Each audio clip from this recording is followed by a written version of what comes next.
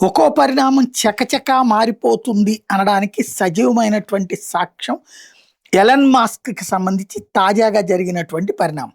గతంలో ఎప్పుడూ లేనటువంటి పరిస్థితిని ఎలన్ మాస్క్ ఫేస్ చేసినటువంటి సిట్యుయేషన్. తను పోటీ పెరిగింది, ప్రాణాపాయం గూడా ఉంది. ఈ నేపథ్యంలో ఒక నిర్వేదపూరితమైనటువంటి మాటలు చెప్పుకొచ్చాడు. నేను ఒకవేళ చనిపోయినా నా గురించి మంచిగా పుస్తకాలు ఎవరు రాయరు, చెడుగానే రాస్తారు. ఇవాళైనా అట్లాగే మాట్లాడతారు. ఇక్కడ మార్పు అనేటటువంటిది మనసులో ఉండాలి తప్పించి మన పుస్తకాల్లో కాదు అన్నటువంటి విషయాన్ని చెప్పుకొచ్చారు. అయితే ఇక్కడ ఒకటి ఖాయం. ఎలన్ మాస్క్ అనేటటువంటి వాడు వాళ్ళ ప్రపంచ కుబేరుడు. అనేక వ్యాపారాలని అతను గుప్పెట పట్టే ప్రయత్నమే చేస్తున్నాడు. మొనోపోలీ పాటించాలని చూస్తున్నాడు. అంటే నాకు మాత్రమే చెందాలని చూస్తున్నాడు. లైక్ సెల్ ఫోన్ కంపెనీలు భారతదేశం అంతా సెల్ టవర్స్ పెట్టి నడుపుతుంటే వాళ్ళందరి సెల్ టవర్స్ తీసే వాళ్ళు ఎవ్వరొద్దు, మొత్తం నాకు అప్పచెప్పేసి నేను చెప్పి మన దేశం మీద ఒత్తిడి ఎట్లా తెస్తాడో ఆ ఒత్తిడి తరహాలను ప్రపంచంలో అనేక దేశాల మీద ఒత్తిడి తెస్తుంటాడు.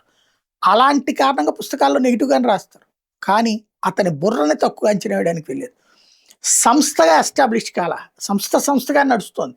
కానీ ఆ ఫేస్ ఎలన్ మాస్క్ దేంట్లో అడుగు పెడితే ఆటోమేటిక్గా అది పికప్. అప్పట్లో ట్విట్టర్ కొన్నప్పుడు నష్టాల్లోనే కొన్నారు. అలాంటి ట్విట్టర్ ఈయన వచ్చాక లాభాల్లోకి వచ్చింది. అది తన స్పెషాలిటీ.